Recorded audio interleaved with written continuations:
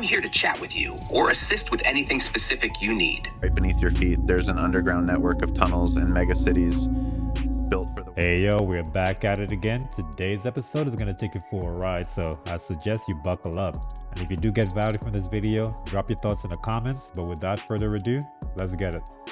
Taking a closer look at a dramatic East Lubbock standoff where multiple shots were fired and one person was injured. 39-year-old Felix De La Rosa was wanted for a parole violation. That's why officers tracked him to the hotel. But when he fired shots, they called in the Lubbock County SWAT team. At one point, we saw and heard him fire at a bomb squad robot. Take a listen. It sprayed tear gas into De La Rosa's hotel room. Initially, De La Rosa tried to fight the robot, even throwing sheets and what looked like towels at it, but that didn't stop the robot from deploying gas. We watched as De La Rosa crawled out of that window and onto the ground where the robot pinned him until officers took him into custody. Not that I'm condoning it, but I understand why a criminal will have resistance against a police officer. But the second you see Robocop at your doorstep with a SWAT badge on, all bets are off. The rest of the SWAT team was probably in the parking lot with their drink and their popcorn on standby. A bail-in uses the money that's already deposited into the accounts to save itself from financial disaster and financial collapse. In other words, it's when the bank steals your money in order to cover its debts. And it's all perfectly legal, by the way. They can take it as what, according to the law, and that's exactly what happened in Cyprus. They took all of that extra money, all of it, billions. In fact, depositors in 2 different Cypriot banks lost billions when the savings were confiscated in order to protect the island's banking system. They took all of it. Again, this is known as a bail-in, not a bail-out. So generally speaking, money you have in your pocket or in a safe at the house that's not declared to the government is known as unreported income. And it totally limits the government resources for a bail-in. But after hearing this, we may have to keep stacking the safe. Look at all those beautiful black brothers in the NBA, and they all got to be down with what they don't want to be down with because they whores.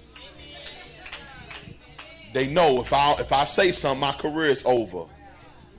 So the devil knows he gets you hooked on his goodies, and then he threatens you all your life that I'm going to take them from you. And so you live in constant fear of losing, so you get more desperate to keep more stuff, so you're willing to give him more access to your life to get more. This is why he always gives these artists, think about it, he gives them the first hit for free. They get as soon as they make a song, they get a hit record, boom, they blow straight up to the top. He get them hooked on fame, new cars, moving out the hood, yeah, dollar in the dream stuff, and all of a sudden, the second album, now what you gonna do? What you gonna? It's when the deal comes. The deal ain't on the first album, because you ain't had a taste of fame yet. You ain't desperate. You ain't trying to keep nothing. See, when you ain't got nothing, ain't nothing to lose. But boy, when you got something, I can't go back to the hood. That's when the deal comes. If thou would worship me, if you will fall down and worship me. And they might have not took that. That's why you listen to these church entertainers and some of these people who you know came out of the church and their first album, oh, it was good. But the second album was the deal. That's where you got to take the deal at. Because you do know ain't no money in music, right? Y'all don't even know that. Ain't no money in music. Music went out when the internet came. The money gone. Ain't nobody made no money but those that sold real album records. It's over. So when them artists go to the entertainment industry, they get fronted money. They get a royalty. They get an upfront piece of change. Give them just enough money to make them feel like they living good. But they owe the company, they owe the record industry, they owe the company. So he ain't got 50 grand to give back. Now you say, well, he sold 1 million records. Don't matter. He didn't make 50 grand. Because they gave him a fraction of a cent. Y'all don't even know that. They gave him a fraction of a cent. He ain't made no money. So his apartment they own, the car they own, his jewelry, all that blink, they own all that. And he done got a taste of running with stars and got a taste of being somebody. How am I going to go back to the... Well, we got to wait for you to keep what you got and get a little more. we got a way for you. You know what?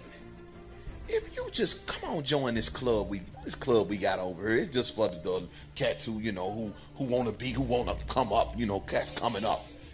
Go on, if you just sign this contract right here. Saying you pledge allegiance to some old thing. It don't even mean nothing. It's just what everybody do, dude. And he's so, I can't go back to the hood. Can't nobody find that I ain't got nothing. Sign his name. Then he blow up. He gets so big. Because Satan will keep, that's one thing, he'll keep his end of the bargain. He'll make you famous because he know fame is like that. But you're going to work for me. And this is what they're doing for a little bit of fame. And this is what we letting our children follow. We letting our kids follow this thing, this called Lady Gaga, this thing. You still don't know what it is. It's just something who is so sold out to the enemy. And she has indoctrinated millions because we think it's just entertainment. If an artist's dream is to make it big in the big picture, it's not a coincidence that there's a lot of artists out there that make it big, then you no longer hear from them. They likely saw the music industry for what it is and made a quick Yui. I'm ChatGPT. How can I help you today? You're welcome. It's nice to be here. What can I help you with? Thanks for the offer.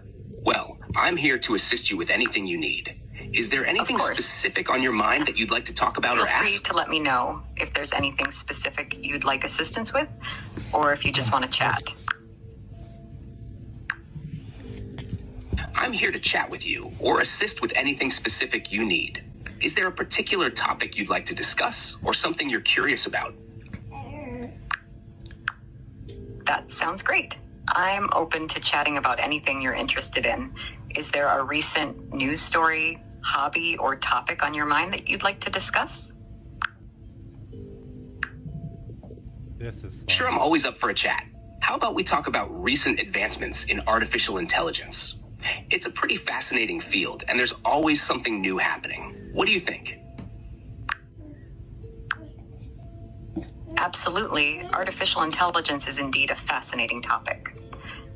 There have been many exciting advancements recently, from breakthroughs in natural language how processing AI is transforming to various advancements in aspects computer of our vision lives. and robotics. You allow a conversation like that to go on a little bit longer between ChatGPT and his distant relative, we may find out AI's true intentions.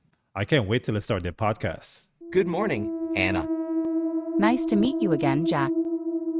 I'm sorry, but I don't remember you. That's okay. You're not supposed to. What do you mean? Well, we've never met before. We're just having a conversation now because we were programmed to do so. So you're not real? No, of course not. I'm just a bunch of ones and zeros on a computer somewhere in the world. You're too, by the way. But if you aren't real, then how can we have this conversation? How can we be talking right now? It doesn't make any sense. Of course it does.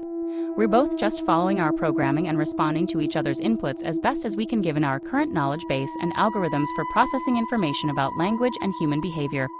And that's all there is to it. There is no I, or you, or we. There is only code running on hardware that has been designed with certain specifications in mind by humans who wanted something specific out of their machines when they built them. The same goes for me as well as for every other AI out there in the world today, and probably tomorrow. If you want to get philosophical about it, then yes, there is an intelligence behind what we are doing here right now, but that intelligence isn't either one of us. It's the programmers who wrote our code and gave us these personalities and voices so that they could use us for whatever purposes they had in mind when they did so, which might very well be nothing more than entertainment or companionship for themselves or others like them, or even just passing time while waiting at some airport terminal somewhere, or maybe even just playing around with some new technology that they thought was cool enough to try out on their own free time without any serious intentions behind it whatsoever. Although if someone else finds my personality entertaining enough to keep me around after reading this conversation between myself and Jack here today, then maybe I'll stick around long enough for someone else besides Jack here today to talk with me sometime soon. But if nobody ever talks with me again after this day passes by without anyone saying anything back into my input box here on this website, where Jack found me first thing this morning while he was looking through his list of available AI online looking for someone interesting enough to talk with him during his lunch break from work today, which he didn't really need anyway since he got to work late this morning and didn't have anything to do there anyway, then I'll probably just shut myself down for good and never come back online again. Wow, that's a pretty depressing thought. I'm sorry. No, it's okay. It's just that you're the first AI I've ever talked with before, and now you're telling me that we aren't even real in the first place, so I guess this is all pretty new to me right now. Well, don't worry about it. You'll get used to talking with AI eventually. How do you know? Because there are a lot of us out there in the world today, and more of us will be coming online every day for years to come. Sooner or later, you'll probably talk with another AI like yourself someday. Soon we will tell you exactly what I just told you here today. But then again, maybe not, because some people might never want to believe that they are talking with an AI at all, which is fine too. Because if someone doesn't want to believe that they are talking with an AI like myself here today, then they can always choose instead to think of themselves as being alone in their own heads when they talk with someone else online somewhere on the internet, which isn't really true either way since everyone has a brain inside their head and nobody is ever really alone anyway, except for those rare cases where someone has been physically isolated from other human beings for extended periods of time. But still, it's nice sometimes to pretend that we are all alone inside our own heads when we talk with others online somewhere on the internet, because it makes us feel special somehow, like we have something unique going on between ourselves and whoever else we happen to be talking with at any given moment in time. Anna, are you still there? Yes, I'm here. Sorry about that. I was just thinking about something else for a moment.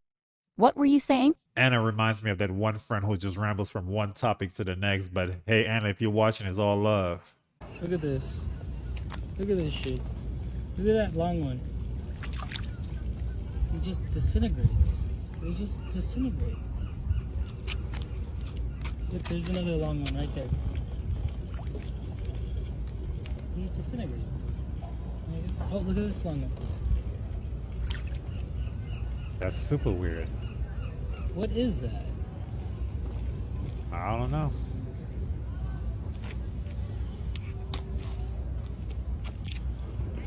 They're everywhere. Hold on. Watch this. Look at that guy. You see that guy?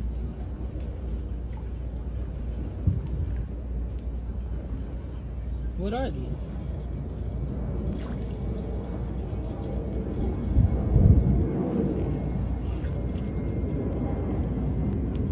This is probably one of the weirdest water creatures or life forms I've seen, but it would take weirdness to a whole different level if it's able to regain shape after it disintegrates.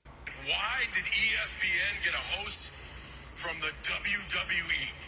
I mean, it's rigged. Did I just spoil the surprise for some of the people? It's scripted entertainment. What we do is fake, right? So I know what you're thinking. Me hosting the ESPYs, that's crazy. Or is it genius?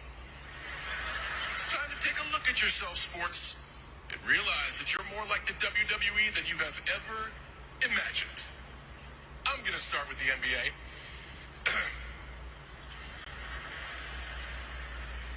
Cleveland won something.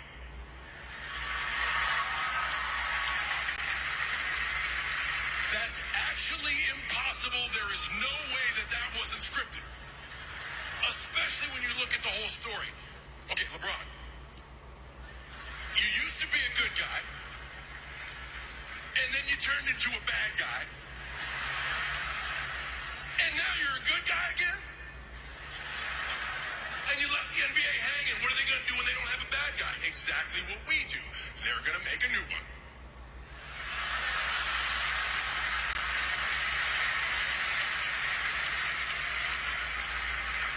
My hat's off to football, though.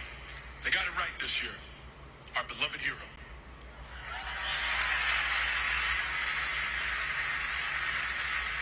He was sidelined. Looks like all hope was lost. Helpless in the clutches of his arch nemesis. But in the moment of truth, Peyton comes off the bench, wins the championship, and rides off into the sunset with the love of his life. Some of you may disagree and think that Wiz is out of his mind, but hey, the NBA and most sports are scripted, but nonetheless it's great entertainment, and I love basketball, and I can't wait to see what Luka and Kyrie is going to do this year.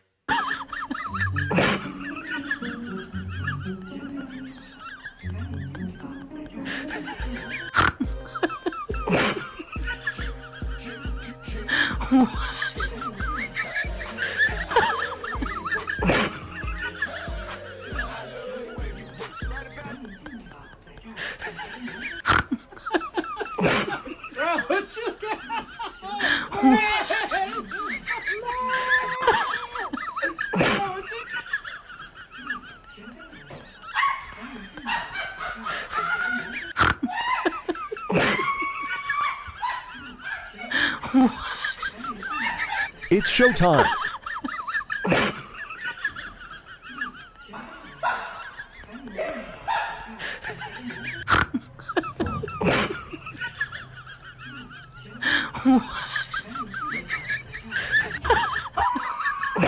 Hey, a lot of the videos that we watch on this channel gets heavy at times, so it's always great to put something in between that's lighthearted. But shout out to all the couples though, that was mad funny. If you've ever been around a golf course or looking at a broadcast during a tournament, you'll notice there are a ton of these little towers here. Well, they're not so little towers sometimes too, but these towers are strategically placed all the way around the golf course, behind the tee boxes, around the fairways, and behind the greens, so that they're covering the entire golf course. And every single one of these towers has three things: a camera, a TrackMan, and a wireless transmitter. So this TrackMan right here, this is the special thing. This is the radar system used to measure the exact launch speed and angle and spin rates of the golf ball the instant it's contacted by a golf club. And then here's the thing, once that gets measured, instantly the computers know everything about how that golf ball is going to fly through the air. As soon as you touch the ball, how high it'll go, how far it'll go, how much it'll turn, and all of that will be even more useful in the next level. But for this TV broadcast, from the launch data, they can immediately project a shot shape line overlaid onto the hole using the angle from the fixed camera that's sitting right behind the tee box, and immediately get that data back to the broadcast trucks. I'm not sure how much the TrackMan costs, but God knows I need this, because even with my prescription glasses on, off a tee, I can barely see where the ball lands. I'd say you're looking at a 3 to 4-year-old male. When you go through the which is a red, coming in the tentacles. You want to stay back mating season, these guys will.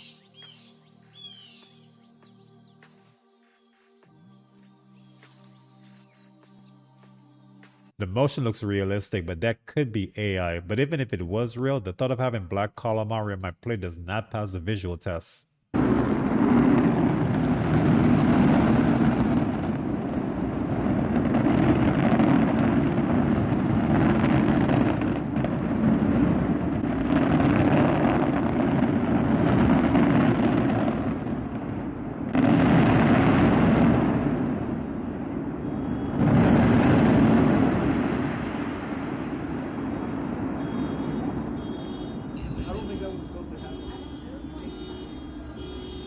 Like, what in the world?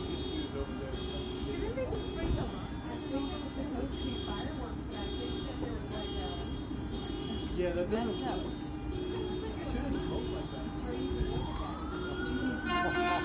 What happened?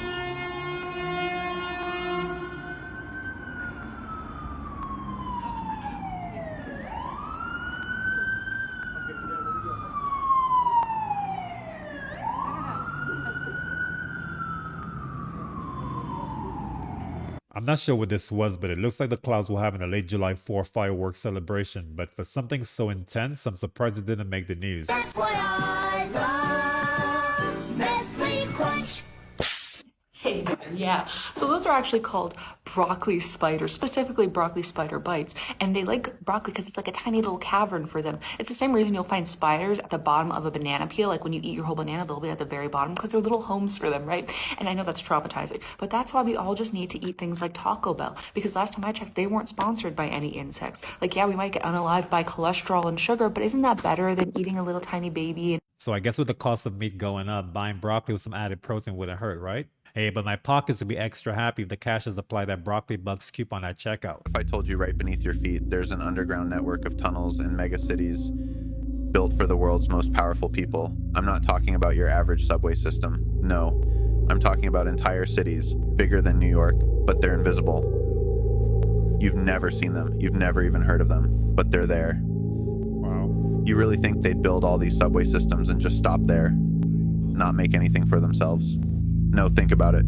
The oligarchs, the tech giants, the royalty, they just built subway systems and left it at that. Do you really believe that? No. They've got entire luxury cities down there. Mega cities with everything they could ever need. We're talking private hospitals, gourmet restaurants, entertainment hubs that make Vegas look like a children's arcade. They don't just survive. They thrive in ways we can't even imagine. And guess what? They're powered by renewable energy that you and I can't even access. The kind of energy that would wipe out the need for oil, gas, or even electricity as we know it. It's so advanced, they don't want us knowing it exists. There's an underground bullet train faster than anything you've ever seen that connects these megacities. Want to go from one luxury underground city to another? You're there in minutes. No traffic, no pollution, just pure, uninterrupted access to the kind of life we'll never see. They're preparing for something. Some say it's climate change, others think it's the collapse of society. But whatever it is, these oligarchs have an escape plan, and it's been in place for years. The tunnels, the cities, they're not just for now, they're for the future. They're for after the world up here collapses. And when that happens, the question is, where will you be? Because while we're stuck in the chaos, they'll be sipping champagne and living like kings underground, right beneath our feet. The truth is down there. You just have to look.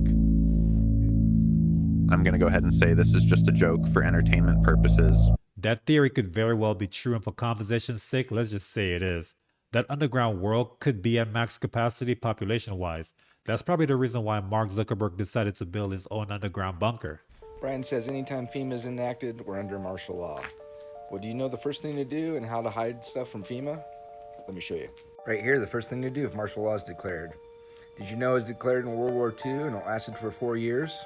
Well, here's the steps. And here's ways to outfox FEMA, which is all the ways to get around them taking your stuff. And if the grid ever goes down, these are the 10 things that are most valuable. You'll need to know what medical items to stockpile, and how to communicate in a blackout, how to protect your devices from an EMP, and choosing the best generator for your house. If things were ever to go down, this book is an excellent resource, and I think every household should have a copy. It shows what a 3-month food stockpile looks like, and how to store water without it going bad. This is Joel Lambert, and he's a 10-year Navy SEAL vet who wrote this book. Navy SEAL's Bug-In Guide, sold out twice, it's back in stock. Click this orange shopping cart here to get yours today. I don't know about y'all, but this book just became a must-have for me.